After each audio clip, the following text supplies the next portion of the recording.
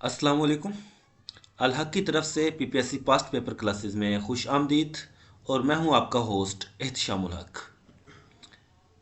इससे पहले हम 2024-2023 के पास्ट पेपर्स कंप्लीट कर चुके हैं और लास्ट वीक जो हमारा असिस्टेंट का पेपर हुआ उसमें से मैक्सिमम क्वेश्चंस उन्हीं पास्ट पेपर्स में से पूछे गए थे।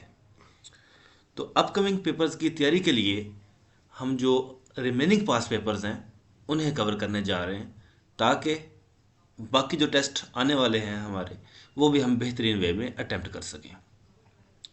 इसमें तरीकाकार ये होता है कि आपने जस्ट एमसीक्यूज नहीं कवर करने होते बल्कि उससे रिलेटेड जितनी डिटेल्स बनती हैं उस टॉपिक की वो भी आपने साथ साथ कवर करनी होती है। किस तरह से कवर करनी या किस तरह से आपने पास पेपर्स तैयार करने वो हम इंशाल्लाह आज के सेशन में एक दफ़ा फिर से सीख लेंगे।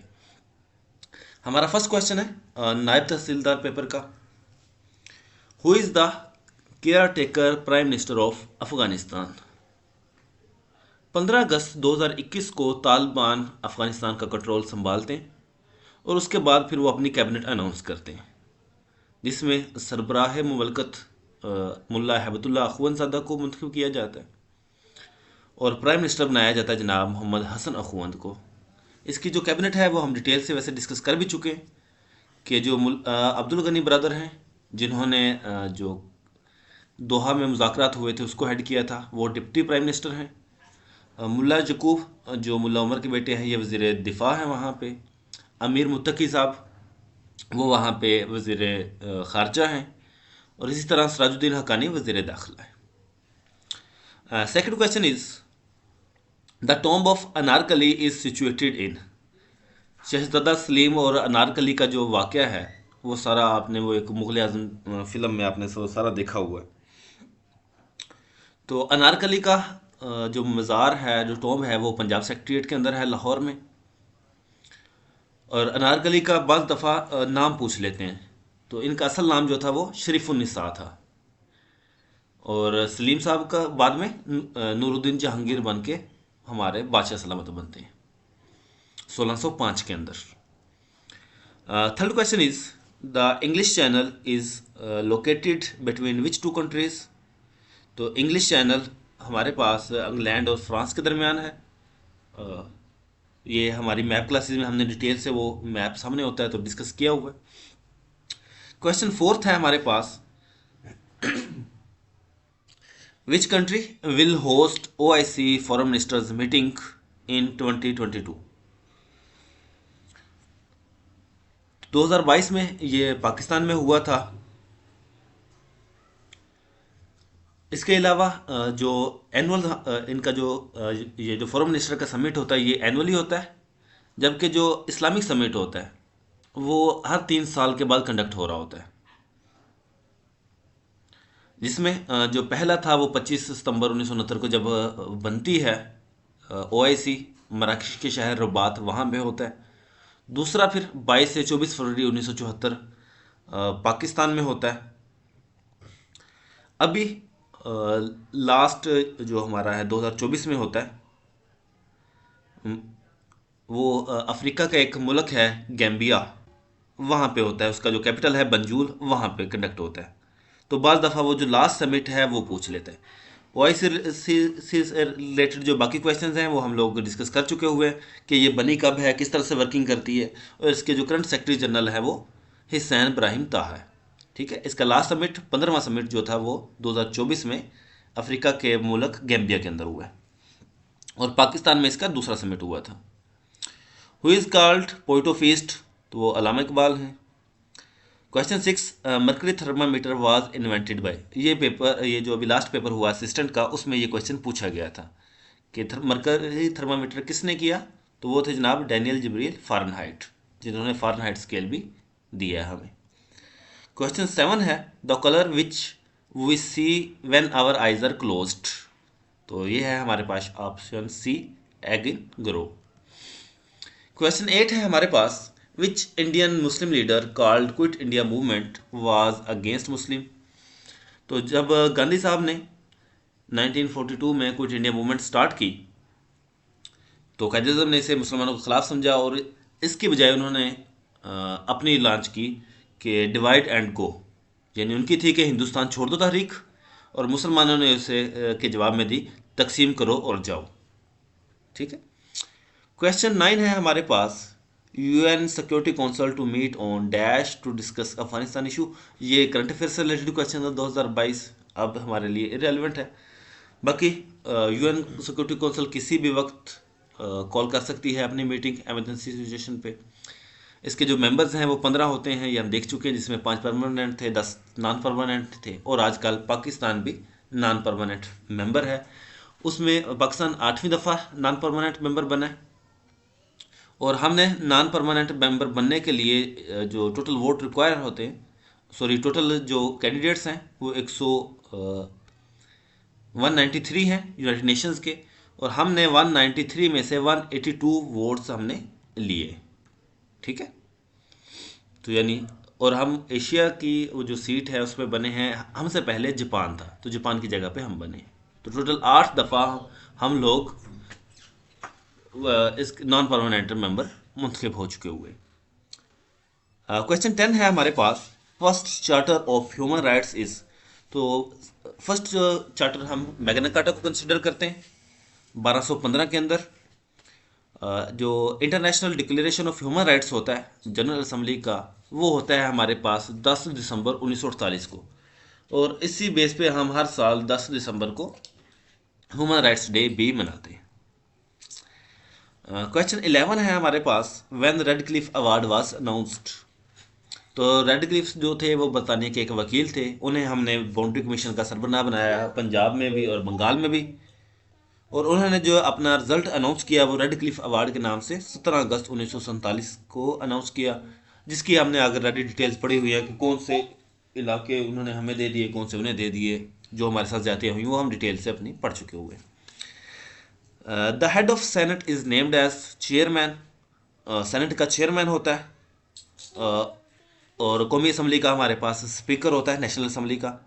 इसमें एक और चीज़ याद रखने की ये है कि अगर जो चेयरमैन होता है वो प्रेसिडेंट की गैर मौजूदगी में कायम मकाम सदर भी होता है। ठीक है। अगर प्रेसिडेंट आउट ऑफ सिटी होगा, सॉरी आउट ऑफ कंट्री हो, या फिर कहीं पे उसकी डेथ वगैरह हो जाती है, तो अल्टरनेट जो प्रेसिडेंट बनता है वो फिर चेयरमैन सेनेट बनता है। जिस तरह जनरल ज़ियाउल हक साहब की डेथ होती है 17 अगस्त 1988 में, तो उनके जगह फिर उस वक्त का जो चेयरमैन सेनेट था गुलाम इसहाक खां, वो फिर सदर बन जाता है। ठीक हो गया जी। नेक्स्ट है हमारे पास the atomic number of hydrogen. Question 13, hydrogen का एटॉमिक नंबर हमारे पास 1 है, यानी इसमें हमारे पास एक प्रोटॉन है, एक इलेक्ट्रॉन है, और न्यूट्रॉन कोई भी नहीं होता।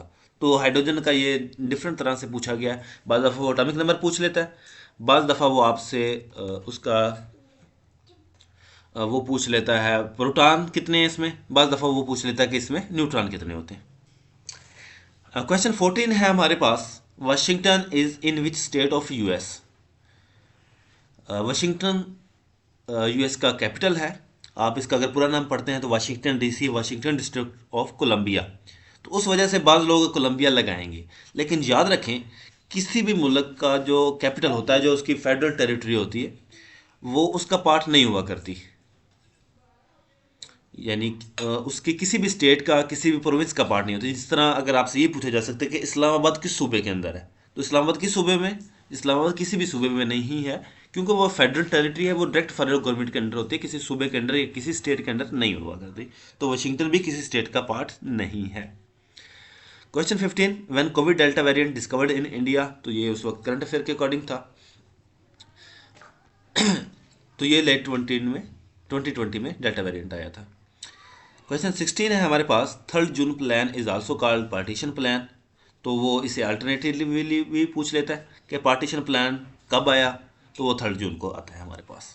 ठीक है, 3 जून 1947। The first Mughal emperor Babar's tomb is situated in. तो बाबर की जो वफ़ात है वो 26 दिसंबर 1530 में होती है। 1526 में ये पानीपत की जंग जीत के यहाँ पे आता है। पैदाइश है इसकी फरगाना में, वफ़ात होती है जनाब आगरा के अंदर, और इसे दफन किया जाता है वापस काबुल ले जाकर। तो काबुल में इसका दफन किया गया। ये पहले बादशाह थे, 1530 में इसकी वफात, इसके बाद फिर इसका जो बेटा था हुमायूं वो बादशाह बनता है, और उसकी डिटेल फिर हम ऑलरेडी प्रीवियस पेपर्स में डिस्कस कर चुके हुए। क्वेश्चन 18 है हमारे पास, which country has the unwritten constitution.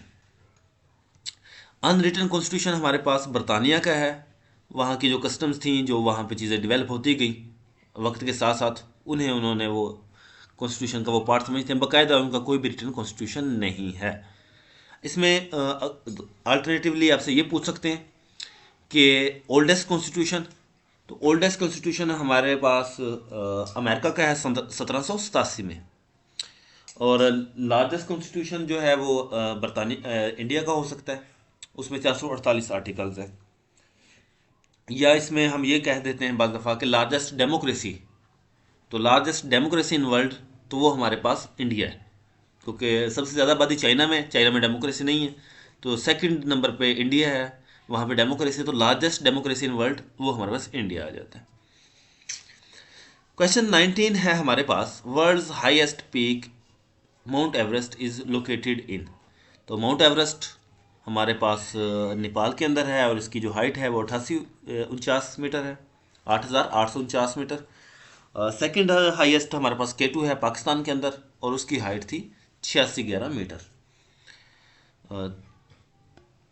Next है हमारे पास question 20, if the volume of two cubes are in the ratio 8:1 then the ratio of their edges. तो क्यूब में क्या होता है कि आपने तीनों हर जो एज क्या वो लेना होता है क्यूब, तो वो हमारे पास अगर 2 और 1 का हम क्यूब लें तो वो हमारे पास 8:1 बनता है, तो हर एज की जो होगी वो 2:1 होगी। Question 21, according to the constitution of 1956 there shall be a dash legislature in country. तो 1956 और 1962 दोनों कॉन्स्टिट्यूशन के तहत हमारे पास यूनिकैमरल लेजिस्लेचर था। 1973 में हमारे पास बाई कैमरल आता है। तो इसमें वो आपसे ये भी पूछ लेता है कि सेनेट कब बनी, तो सेनेट हमने 1973 के कॉन्स्टिट्यूशन के तहत बनाई। ठीक है। सेकेंडली वो आपसे ये पूछता है कि प्रेसिडेंशियल कौन सा है और पार्लियामेंट्री कौन सा है, तो 1956 का पार्लियामेंट्री है, 1962 वाला प्रेसिडेंशियल, और 1973 का दोबारा से पार्लियामेंट्री। और इस वक्त हमारे पास बाई कैमरल लेजिस्लेचर है पाकिस्तान में, और पार्लियामेंट्री सिस्टम है, यानी 1973 का कॉन्स्टिट्यूशन इस वक्त पाकिस्तान में लागू है। मुस्लिम परसेंटेज इन पाकिस्तान, तो पाकिस्तान में मुस्लिम्स की जो परसेंटेज है वो 96% है। क्वेश्चन 23 है हमारे पास, the big bang theory was proposed by, तो ये जॉर्ज लेमाइट्रे हैं, ये भी कई दफ़ा पेपर में रिपीट हो चुका है क्वेश्चन। क्वेश्चन 24 है हमारे पास, थर्ड वर्ल्ड कंट्रीज मीन्स। तो थर्ड वर्ल्ड हम डेवलपिंग कंट्रीज के लिए कहते हैं। पहले इसके लिए अंडर डेवलप का लफ्ज़ इस्तेमाल होता था, फिर थर्ड वर्ल्ड का इस्तेमाल होना शुरू हो गया, अब उन्होंने डेवलपिंग का वर्ड यूज़ करते हैं। तो डेवलपिंग थर्ड वर्ल्ड दोनों एक ही मीनिंग रखते हैं, जिसमें पाकिस्तान, इंडिया, चाइना ये सारे डेवलपिंग में ही आ रहे होते हैं। Dash is called the opium poppy, तो ड्राइड लेटेक्स जो है वो हमारे पास ओपियम पप्पी है। क्वेश्चन 26 है हमारे पास, when the temperature increases resistance decreases in. तो जैसे जैसे टेम्परेचर इंक्रीज होता है तो सेमीकंडक्टर की जो रेजिस्टेंस है वो कम होती है, मेटल की जो रेजिस्टेंस है वो बढ़ती चली जाती है। Water and salt is produced by reaction of acid with base. Acid और बेस जब आपस में रिएक्शन करते हैं तो वाटर प्लस साल्ट बनाते हैं, और इस रिएक्शन को आप कहते हैं न्यूट्रलाइजेशन रिएक्शन। ये आपकी मैट्रिक एफएससी की केमिस्ट्री में है। क्वेश्चन 28 है, mass is same physical quantity as inertia. इसमें वेट और डिस्प्लेसमेंट दोनों वेक्टर क्वांटिटीज हैं। मास जो है वो हमारे पास स्केलर क्वांटिटी है। स्केलर क्वांटिटी वो क्वांटिटी होती जिसमें आपके पास डायरेक्शन नहीं चाहिए होती, जबकि जो वेक्टर क्वांटिटी है उसमें आप उसकी मैग्नीट्यूड के साथ साथ उसकी डायरेक्शन भी बताते हैं कि किस तरफ है। क्वेश्चन 29 है हमारे पास, who was the last governor general of east Pakistan. तो गवर्नर जनरल नहीं होगा लफ्ज़, सिर्फ गवर्नर होगा, क्योंकि गवर्नर जनरल तो पाकिस्तान का था ना। तो last governor of east Pakistan तो वो हमारे पास अब्दुल मुतलिब मलिक हैं। इसमें जो पहले हैं हमारे पास वो थे अमीरुद्दीन अहमद। और अगर गवर्नर जनरल की बात करें तो वो तो फिर हमारे पास 4 थे, कायद आज़म, दैन फिर वो ख्वाजा नाज़िमुद्दीन, फिर गुलाम मोहम्मद, और आखिरी सिकंदर मिर्ज़ा। क्वेश्चन 30 है हमारे पास, carbohydrates are stored in plants and animals in the following respective form. तो प्लांट्स के अंदर स्टार्च की फॉर्म में स्टोर होता है और ह्यूमन बीइंग के अंदर ग्लाइकोजन की फॉर्म में। और अगर ये बढ़ जाए यानी ग्लाइकोजन की फॉर्म में स्टोर होगा, लेकिन अगर ये बढ़ता ही जा रहा है तो वो फिर ग्लाइकोजन जो है वो फैट्स में कन्वर्ट होना शुरू हो जाता है। क्वेश्चन 31 है हमारे पास, the Montagu Chelmsford reforms is known as. तो मोंटेगो चेम्सफोर्ड रिफॉर्म्स 1919 में आती हैं। तो इसका दूसरा नाम क्या था? Government of India act 1919। जो 1909 में आती हैं उन्हें आप मिंटो मार्ले रिफॉर्म्स कहते हैं। मिंटो मार्ले में लॉर्ड मिंटो जो थे वो वाइसराय थे और मार्ले जो था वो secretary of state for India था। मोंटेगो चैम्सफोर्ड रिफॉर्म्स के अंदर जो चैम्सफोर्ड है ये वाइसराय था यहाँ पे सब कॉन्टिनेंट का, और जो मोंटेगो था ये secretary of state for India था बरतानिया का, यानी उनका वजीर था बराए अमूर हिंद।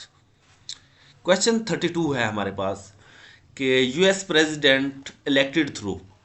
तो यूएस का जो प्रेसिडेंशियल इलेक्शन होता है बड़ा इंटरेस्टिंग होता है और ये क्वेश्चन आपके अपकमिंग पेपर में पूछा जा सकता है क्योंकि हाल ही में वहाँ पे इलेक्शंस हुए। तो वहाँ पे असल में ये सीन होता है कि सबसे पहले प्राइमरीज वगैरह के इलेक्शंस होते हैं। वहाँ पे उनकी जो दो मेजर पार्टीज़ हैं, डेमोक्रेट एंड रिपब्लिकन, वो अपने कैंडिडेट्स मुंतखब करती, यानी प्राइमरीज में वो अपनी वो कंपेन वगैरह करते हैं, फिर वो उनका कन्वेंशन होता है हर पार्टी का अपना, वहाँ पे उनके जो मेंबर्स होते हैं वो वोट करके अपना प्रेसिडेंट मुंतखब करते हैं, और सॉरी अपना कैंडिडेट प्रेसिडेंशियल कैंडिडेट मुंतखब करते हैं। तो वो जो दोनों तरफ से प्रेसिडेंशियल कैंडिडेट्स होते हैं वो फिर आपस में कंपेन करते हैं। जो लीप ईयर होता है जिस तरह 2024 है, तो हर लीप ईयर का जो नवंबर का पहला ट्यूसडे, लीप ईयर का नवंबर का फर्स्ट जो ट्यूसडे होता है वहाँ पे उनके उस डेट को उनके इलेक्शंस होते हैं। और 20 जनवरी को जो उनका प्रेसिडेंट सदर होता है, मुंतखब सदर, वो हलफ उठाता है। अब सीन क्या होता है, मुंतखब किस तरह से होता है कि उनके इलेक्शंस हुए, इलेक्शंस में वो इलेक्टोरल कॉलेज के जो मेंबर्स हैं वो मुंतखब करते हैं, यानी इलेक्टोरल कॉलेज मुंतखब करते हैं। 538 मेंबर्स होते हैं इलेक्टोरल कॉलेज के, जिनमें 3 जो हैं वो वाशिंगटन के हो गए और 535 उनकी डिफरेंट स्टेट्स के हो गए। तो इलेक्टोरल कॉलेज के मेंबर मुंतखब करते हैं 538, और वो जो इलेक्टोरल कॉलेज के मेंबर हैं वो फिर आगे वोट डाल के प्रेसिडेंट मुंतखब करते हैं। अभी जो 2024 में इलेक्शंस हुए उसमें डेमोक्रेटिक की तरफ से कमला हारिस थी और रिपब्लिकन्स की तरफ से डोनाल्ड ट्रंप थे और उनके साथ वाइस प्रेसिडेंट थे जेडी वैंस।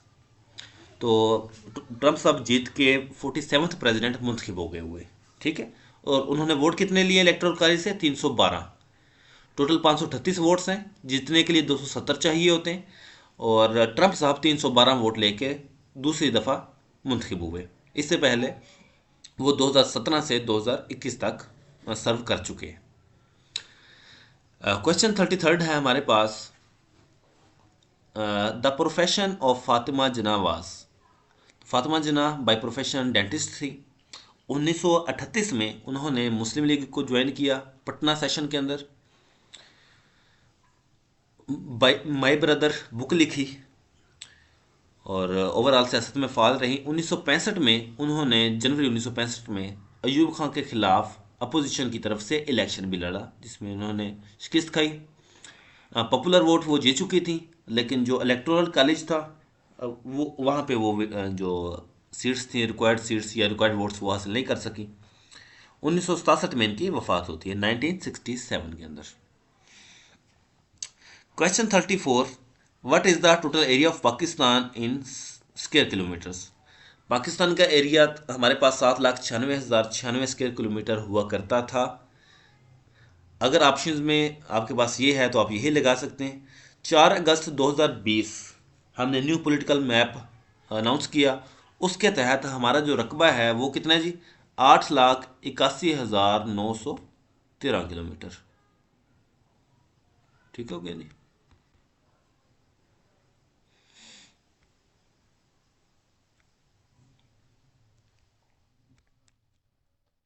8,81,913 किलोमीटर, और हमने ये अनाउंस कब किया? 4 अगस्त 2020। नेक्स्ट है, Pakistan won ICC one day world cup in 1992। Pakistan 25 मार्च 1992 को हमने वर्ल्ड कप विन किया। अव्वल आखिर हमारा अभी तक यही वर्ल्ड कप है। ऑस्ट्रेलिया के अंदर ये मैच हुआ, मेलबोर्न ग्राउंड के अंदर, और इंग्लैंड हमारे साथ फाइनल में मैच खेला, रनर अप ठहरा, और 22 रन से हमने ये मैच जीता। उस वक्त जो कैप्टन थे इमरान खान थे और मैन ऑफ द मैच थे वसीम अकरम। और सबसे ज़्यादा जो वर्ल्ड कप विनर है वो हमारे पास ऑस्ट्रेलिया है। जो अभी करंट वर्ल्ड कप हुआ 2023 के अंदर इंडिया के अंदर, उसमें भी हमारे पास विनर जो है वो ऑस्ट्रेलिया ही है, और उसमें रनर अप इंडिया था। अपकमिंग जो 2027 के अंदर वर्ल्ड कप होने जा रहा है वो होगा जी साउथ अफ्रीका, जिम्बाब्वे और नमीबिया के अंदर। इसमें वो आपसे वेन्यूज़ भी पूछता है अपकमिंग, जो लास्ट वर्ल्ड कप हुआ उसका वेन्यू भी पूछ सकते हैं, जो अपकमिंग है वो भी पूछ सकते हैं, और जो लास्ट हमारे पास विनर था वो भी पूछता है। उसके अलावा पाकिस्तान जब जब जीता वो पूछेगा, और पाकिस्तान के साथ जो रनर अप था वो भी पूछेगा। तो ये सारी डिटेल्स हमें पता होनी चाहिए। चैंपियन ट्रॉफी के हम अभी स्टिल चैंपियन हैं। 2017 में हमने ये जीती थी, उसके बाद दोबारा नहीं हुई, अभी 2025 में दोबारा होने जा रही है, और पाकिस्तान उसको होस्ट कर रहा है चैंपियन ट्रॉफी। लास्ट टाइम जब हमने विन की थी तो उस वक्त जो कैप्टन थे वो यूनुस खान थे, सॉरी सरफराज अहमद थे। T20 वर्ल्ड कप हम 2009 में हमने विन किया है, और उस वक्त जो हमारे पास कैप्टन थे वो यूनुस खान थे, और उस वक्त जो मैन ऑफ द मैच थे वो शाहिद अफरीदी थे। Question 36। Allama Mohammad Iqbal delivered his famous Allahabad address in 1930। 1930 में बाकी सारे जो थे वो गोलमेज कॉन्फ्रेंस के लिए गए हुए थे। अलामा इकबाल ने इसे हेड किया था, प्रेजेंट किया था, और उसमें पहली दफ़ा हमने अलहदा मुमलकत का ख्वाब देखा था। AUKUS is a trilateral defense pact between Australia, United Kingdom and United States. It was announced on 15th September 2021. इसमें वो आपसे मेंबर कंट्रीज भी पूछता है कि ऑस्ट्रेलिया है, यूके है, यूएस है। ये मेंबर भी पेपर में पूछ चुका है। फिर वो आपसे डेट पूछेगा, तो डेट भी याद रखनी है, 15 सितंबर 2021। और ये है क्या? Defence pact. इसके तहत यूएस ने ऑस्ट्रेलिया को न्यूक्लियर सबमरीन दी थी। ठीक है। क्वेश्चन 38। हु क्वाइंट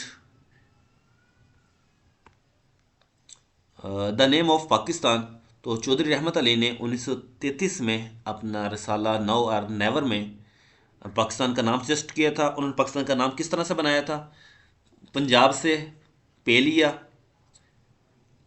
अलिफ लिया उन्होंने अफ़गानिया से, यानी खैबर पख्तूनख्वा को उस वक्त सरहद था उसे अफ़गानिया कहते थे, तो उससे अलिफ लिया, पा, काफ लिया कश्मीर से, और सील लिया सिंध से, और तान लिया बलूचिस्तान से।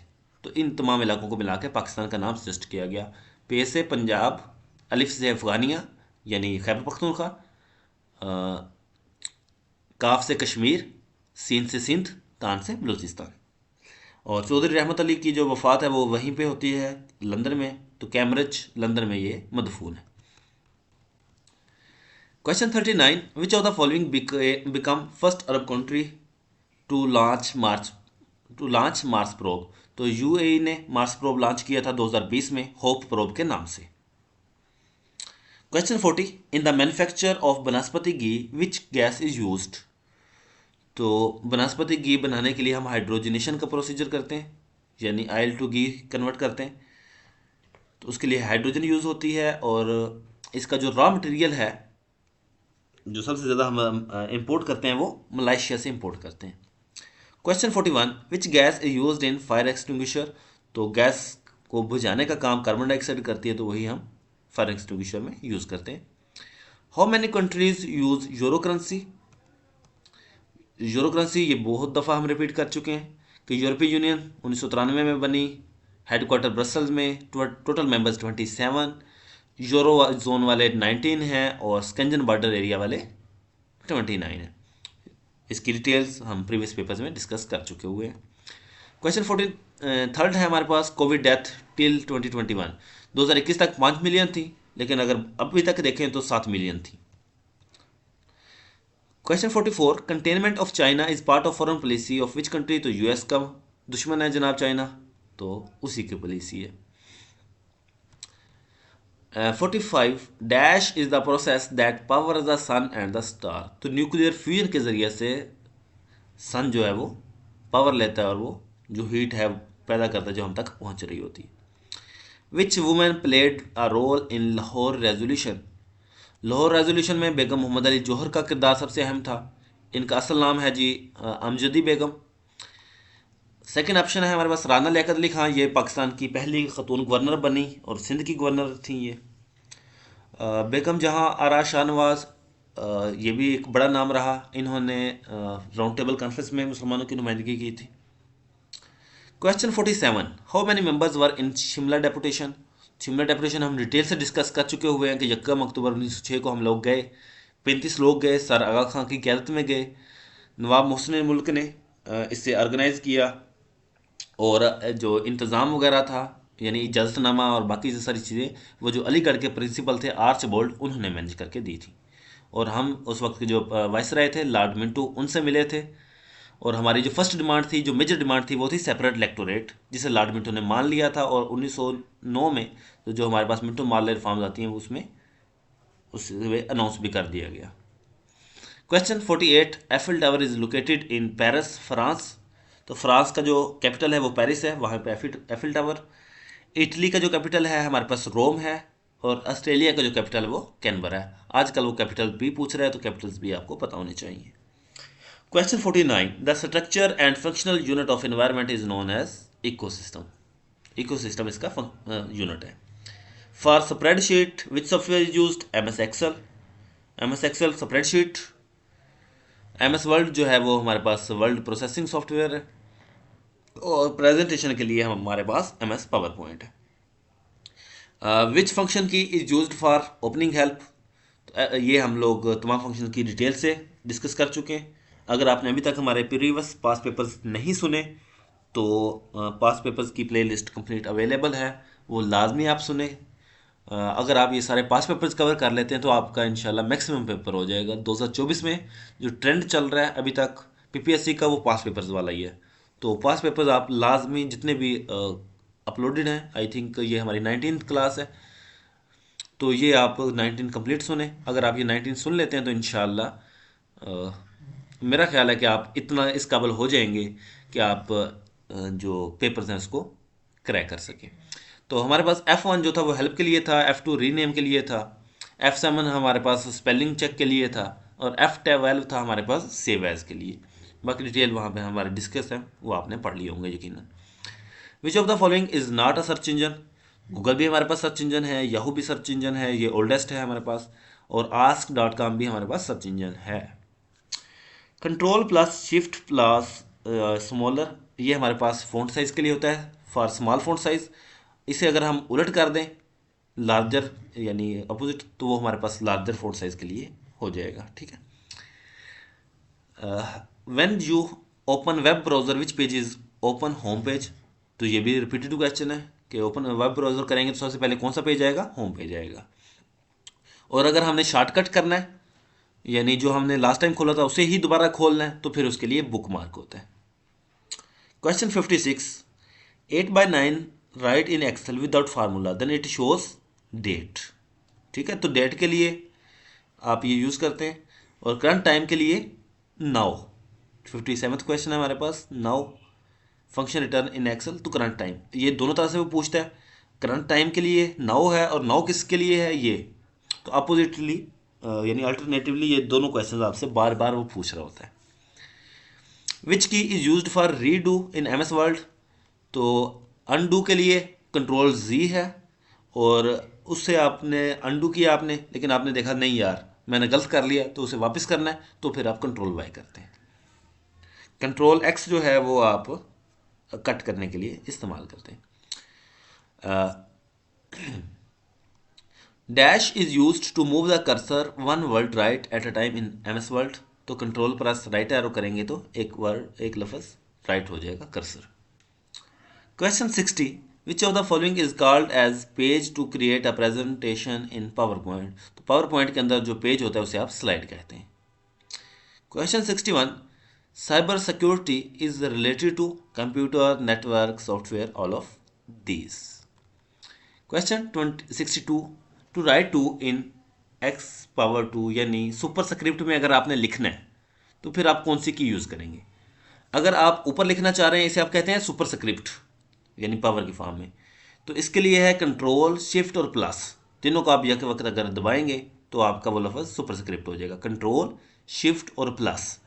लेकिन अगर आपने नीचे लिखना है तो उसे आप कहते हैं सब स्क्रिप्ट। सब स्क्रिप्ट के लिए आप जस्ट कंट्रोल और इक्वल का साइन प्रेस करते हैं। सब स्क्रिप्ट के लिए दरमियान में शिफ्ट नहीं आता, कंट्रोल और इक्वल का sign. Dash option use to save after 10 minutes automatically in MS Word. तो ऑटो सेव 10 मिनट बाद होता है, उसे आप ऑटो रिकवर भी कहते हैं और ऑटो सेव भी कहते हैं। ठीक हो गया जी। Which one is the most suitable reason to use macro in MS Office? ये आपके पास एक एडिशनल वो होती है, क्या कहते हैं उससे, एडिशनल ऑप्शन है कि जिसके थ्रू आप जो टास्क बार बार रिपीट करना हो उसे लिख के अपने पास साइड पे रख लेते हैं कि आप वो एक आध लफ्ज़ लिखे हैं तो वो सारा दोबारा आ जाता है। ठीक है, तो उसे आप मैक्रो कहते हैं। तो हमारे पास राइट ऑप्शन क्या होगा? To automate repetitive task. Question 65, what is to be use to add text in slide? तो स्लाइड के लिए आप जस्ट टेक्स्ट बॉक्स पे प्रेस करते हैं। क्वेश्चन 66 है, dash option is use to show a specific row और column on every printed page. ये भी रिपीटेड क्वेश्चन है। तो प्रिंट टाइटल जो है वो हमारे पास होता है। Question 67, which key is use to create chart in M S Excel? M S Excel में चार्ट के लिए हम F11 यूज़ करते हैं, और अगर आप सिंपल F11 यूज़ करें विंडो के अंदर तो वो हमारे पास होता है फुल स्क्रीन के लिए। ठीक है, F11 विंडो के अंदर फुल स्क्रीन के लिए और एम एस एक्सेल के अंदर क्रिएट चार्ट के लिए। क्वेश्चन 68 है, if you open the file after that you start your work that you last ends bookmark. ये अभी हमने पढ़ा। Question 69, to view the website we use browser. अगर वेबसाइट कोई भी ओपन करनी है तो आप क्या करेंगे जी? ब्राउज़र ओपन करेंगे। क्वेश्चन 70 है, which command will you use in PowerPoint if you need to change the colour of different objects without changing content? तो आपने कंटेंट नहीं चेंज करना, जस्ट कलर चेंज करना है, तो उसके लिए आप क्या करेंगे जी? Colour scheme. Question 71, in Excel a data series is defined as what? तो डाटा सीरीज क्या है जी? A collection of related data. Question 72, design template option is available under formatting tool bar. आपने टेम्पलेट चेंज करना है तो आप क्या करेंगे जी? फॉर्मेटिंग में चले जाएंगे। क्वेश्चन 73 है हमारे पास, which of the following is used to move from one page to another? एक पेज से दूसरे में जाना तो आप क्या करेंगे जी? Web navigation. हाइपरलिंक क्या है कि आप कोई फाइल ओपन की हुई है उससे आपने वेबसाइट ओपन करनी है तो उसके लिए हाइपरलिंक है। Question 74, specific information added on the top of the page is called header. ऊपर ऐड करना है तो हेडर, नीचे ऐड करना है तो फुटर। लेकिन इसमें याद ये रखना है कि हेडर या फुटर किसी एक पेज के लिए नहीं होता, वो आप एक दफ़ा ऐड करते हैं तो फिर वो तमाम पेजेस पे, पूरी फाइल पे होता है। ठीक है। Question 75, we can add in M S PowerPoint. तो पावर पॉइंट की जो स्लाइड है उसमें आप एनिमेशन भी ऐड करते हैं, ऑडियो भी ऐड कर सकते हैं, वीडियो भी, कुछ भी है, यानी ऐड किया जा सकता है। क्वेश्चन 76 है, which value remain unchanged in M S Excel? तो जो कांस्टेंट वैल्यू होगी वही फिर अनचेंज भी होगी, क्योंकि फंक्शन भी चेंज किया जा सकता है, वेरिएबल भी चेंज किया जा सकता है, चेंज होता है।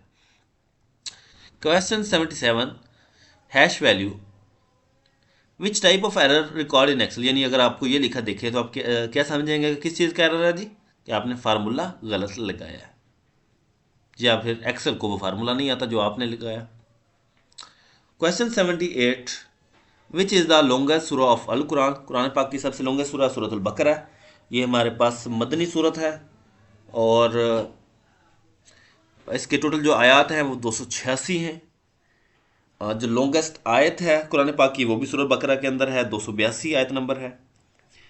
इसके अलावा इसके अंदर जो रोज़े के अहकाम का जिक्र है, रोज़ा फर्जियत की बात इसी सूरत के अंदर होती है। तो ये सूरत दो हिजरी में नाजल होती है, 2 हिजरी में ही फिर रोज़ा भी फ़र्ज हो रहा है हमारे। क्वेश्चन 79 है हमारे पास, विच इज़ द शॉर्टेस्ट सूरा ऑफ अल कुरान? तो सबसे छोटी सूरत हमारे पास सूरत अल कौसर है, और ये है हमारे पास मक्की सूरत। इसमें हमने देखा है कि जो हमारे पास लॉन्गेस्ट सूरज हैं वो मदनी सूरज है, और उसमें अहकाम वगैरह भी हैं, जबकि जो शॉर्टेस्ट सूराज हैं वो शॉर्ट सूराज वो सारी मक्की सूराज हैं। क्वेश्चन 80 हमारे पास, व्हेन ज़कात बिकम ऑब्लिगेटरी, 2 हिजरी। ज़कात और रोज़ा दोनों 2 हिजरी में फ़र्ज़ होते हैं। इसी तरह जो हमारा किबला है वो भी 2 हिजरी में चेंज होता है कि हजूर अकरम सल्लल्लाहु अलैहि वसल्लम मदीना मुनव्वरा में ज़ोहर की नमाज़ पढ़ा रहे थे जब अल्लाह का ये हुक्म नाज़िल होता है, तो वहीं पे आप अपना जो रुख है नमाज के दौरान ही चेंज करते हैं, तो इसलिए उस मस्जिद को मस्जिद किबलतैन कहते हैं, 2 किबलों वाली मस्जिद। क्वेश्चन 82, द निसाब ऑन ज़कात ऑन गोल्ड इज़। तो जो निसाब है ज़कात का वो 7.5 तोला सोना या फिर 52.5 तोला चांदी। क्वेश्चन 83, द फर्स्ट गजवा इन इस्लाम इन विच मुस्लिम्स फॉट। तो ये हमारे पास है गजवा बदर। इसमें ख्याल करना है, ये बड़ा टेक्निकल सा क्वेश्चन है। अगर बात हो सिर्फ गजवा की कि इस्लाम का पहला गजवा, यानी अगर इतना होता कि द फर्स्ट गजवा इन इस्लाम, तो इसका जवाब था अबवा। जब वो बात करे लड़ाई की तो फिर वो बदर की तरफ जाएगा, यानी पहला गजवा अबवा है, लेकिन इसमें मुसलमान गए थे, वहाँ पे आगे कुफार वगैरह नहीं थे, तो जंग नहीं हुई थी। तो सिंपल गजवा की बात हो तो गजवा अबवा। अगर लड़ाई की बात हो, यानी इसमें उसने इन विच मुस्लिम्स फाट कर दिया, या वो बैटल की बात करे यानी जंग की बात करे, तो फिर वो बदर हो जाएगी हमारे पास 2 हिजरी में।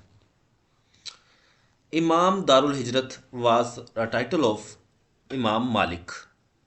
इमाम मालिक के बारे में हम प्रीवियसली 4 स्कूल्स ऑफ थाट को डिटेल से देख चुके हैं, जिसमें हमने इमाम मालिक को भी देखा, इमाम शाफी, इमाम अहमद बिन हम्बल, इमाम आज़म अबू हनीफा, इन सबको देखा। तो इमाम मालिक का हमने पढ़ा था कि इन्हें इमाम दारुल हिजरत कहते हैं। इनकी जो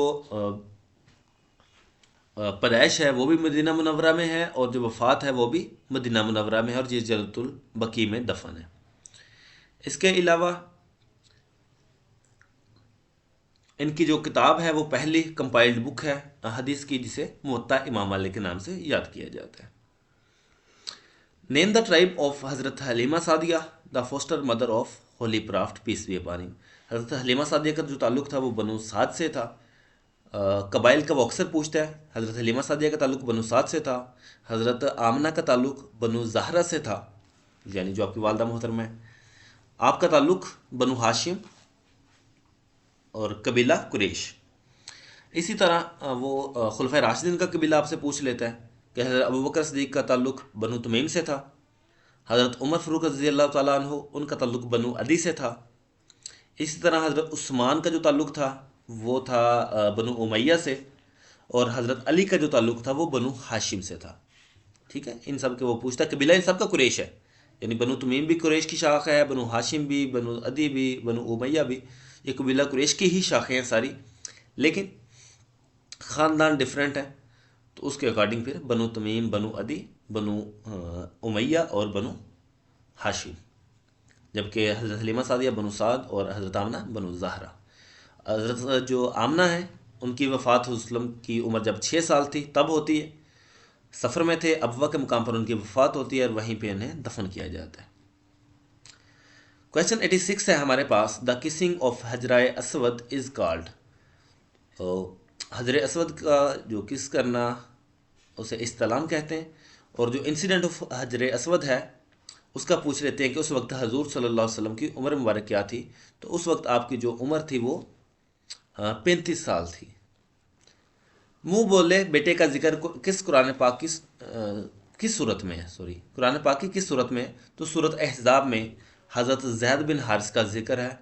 वो इस तरह से भी पूछता है कि किस सहाबी का जिक्र है, तो वो हज़रत ज़ैद बिन हारिस का है बतौर मुंह बोला बेटा। तो वो अहकाम वगैरह बताए गए। और हज़रत ज़ैद बिन हारिस कौन है कि वो आपके पहले ग़ुलाम थे, यानी वो ग़ुलाम थे आपके, और आपने उन्हें आज़ाद किया। तो सबसे पहले इस्लाम लाने वाले ग़ुलामों में से हज़रत ज़ैद बिन हारिस। क्वेश्चन 88 है हमारे पास, दिन को भी यहाँ शब की स्याही का समा है, कहते हैं ये आराम गाह नूर जहाँ है। ये शेर किसका है? तो नूर जहाँ के मतलब ये शेर अक्सर पेपर में पूछा जाता है। वो ये शेर बता के भी पूछ लेता है कि ये किसने लिखा, तो लोकचंद महरूम ने। और वो सिंपल भी पूछ लेता है कि नूर जहाँ के बारे में शेर किसने लिखा, तो वो तो लोकचंद महरूम। क्वेश्चन 89 है हमारे पास, यादा व पेमा का मफहूम क्या है? तो यह है मुसाफिर।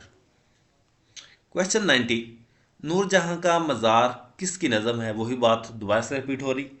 तो ये हमारे पास कौन था? तलोक चंद मेहरू। फलाहत के मायने क्या हैं? फलाह कहते हैं किसान को, और फलाहत खेती बाड़ी को। सितारा या बागबान के मुसन्निफ ये हसन अस्करी हैं। मोहम्मद अशफाक का हम देख चुके हैं, इनके मशहूर जाविया। इनकी बीवी थी बानो कुदसिया, उनका राजा गिद्ध। इस तरह मुस्तंसर हुसैन तारड़ ये लिविंग लेजेंड हैं पाकिस्तान के। इनकी अगर किताबें देखें तो उसमें जो फेमस हैं वो एक है बहाओ, खसो खशाक, उंदलस में अजनबी, जिसकी मशहूर किताबें हैं। वैसे इनकी सैकड़ों के हिसाब से सफ़रनामे, नावल, प्रोग्राम्स वगैरह। क्वेश्चन 93 हमारे पास है, रवायत और इनफरादी सलाहियत का नज़रिया किसने दिया? तो ये टी.एस. एलियट थे। इंडिविजुअलिज्म पे इनका थ्योरी है पॉलिटिकल साइंस के अंदर। क्वेश्चन 94 है हमारे पास, बुए गुल ले गई बिरोने चमन राज चमन, क्या क़यामत है कि खुद फूल हैं गमाज चमन। तो गमाज चमन इसमें इस्तिआरा है, तशबीह होती है कि जब आप कहते हैं कि भाई इस सा उस सा, यानी सा वगैरह। क्वेश्चन 95, सब रस को सबसे पहले किसने मुतारिफ करवाया? सब रस के जो राइटर हैं मुल्ला वजही हैं। सब रस उर्दू की पहली नसर है, पहली नसरी किताब, और इसके राइटर मुल्ला वजही थे। ठीक है, तो उर्दू के जो पहले नसर नगार हैं वो मुल्ला वजही हैं। लेकिन इनकी किताब को को बाकायदा जो किताबी शक्ल में मुतारिफ करवाया वो बबाए उर्दू मौलवी अब्दुल हक ने करवाया। तो वो आपसे इसका राइटर भी पूछ सकता है मुल्ला वजही, और ये भी पूछ सकता है वो किसने मुतारिफ करवाया, तो मौलवी अब्दुल हक ने मुतारिफ करवाया। क्वेश्चन 96 है हमारे पास, दुरुस्त फिक्रा की निशानदेही करें, पूरी मजलिस गमो अलम में डूब गई। इसमें वो तलफ़ुज़ देख रहा है आपका, तो अलिफ लाम मीम अलम, इसे आप दुख के लिए, दर्द के लिए आप इस्तेमाल करते हैं, बाकी ये जो दोनों गलत है। क्वेश्चन 97, दुरुस्त ज़रबुल मिसल की निशानदेही करें। तो ये हमारे पास एक मछली सारे तालाब को गंदा करती है। क्वेश्चन 98, मुहावरे के लिए कितने लफ्ज़ों का होना ज़रूरी है? तो ये है हमारे पास 3, मुहावरे के लिए 3 लफ्ज़ों का होना ज़रूरी है। क्वेश्चन 99, शिकवा जवाब शिकला कौन सी सिन्फ में लिखी गई? तो ये मुसद्दस में लिखी गई, और अल्लामा इकबाल इसके राइटर हैं, और किस मजमुआ के अंदर है? बांगे दरा के अंदर। 100, वो नाम जो कौम की तरफ से दिया जाए उसे लक़ब कहते हैं, जो हुकूमत की तरफ से दिया जाए उससे ख़ताब कहते हैं, जो शायर अपनी शायरी के अंदर इस्तेमाल करे उसे आप तखल्लुस कहते हैं। तो ये था जी हमारा आज का पेपर। उम्मीद है तमाम चीज़ें बेहतरीन अंदाज से हमने क्लियर करने की कोशिश की। कोई कन्फ्यूजन, कोई सवाल हो तो आप कमेंट बॉक्स के अंदर पूछ सकते हैं। बाकी इस पेपर को भी डिटेल से देखें, इसके अलावा बाकी पेपर्स भी डिटेल से देखेंगे। तो आपने पिछली क्लासेस सुन ली हैं सारी, तो वेल एंड गुड। अगर नहीं सुनी तो जो बाकी पेपर्स हैं उन्हें भी लाजमी सुने। अभी करंटली जो मैक्सिमम है इसी में से पूछा जा रहा है। इस पेपर के अंदर कंप्यूटर ज़्यादा था, अब जो ट्रेंड है वो 5-6 MCQs पूछ रहा है, 3-4 पूछ रहा है। लेकिन चूंकि आपने तो वो सब्जेक्ट कंप्लीट ही कवर करके जाना है, तो आपके लिए तो ये हेल्पफुल होगा ही। ठीक है जी, दुआ में याद रखिएगा, खूब सारी मेहनत कीजिएगा, कुछ बन के दिखाइएगा अपने लिए, अपने वालिदैन के लिए, अपने से मुंसलिक लोगों के लिए। अल्लाह हाफिज़, अल्लाह की अमान।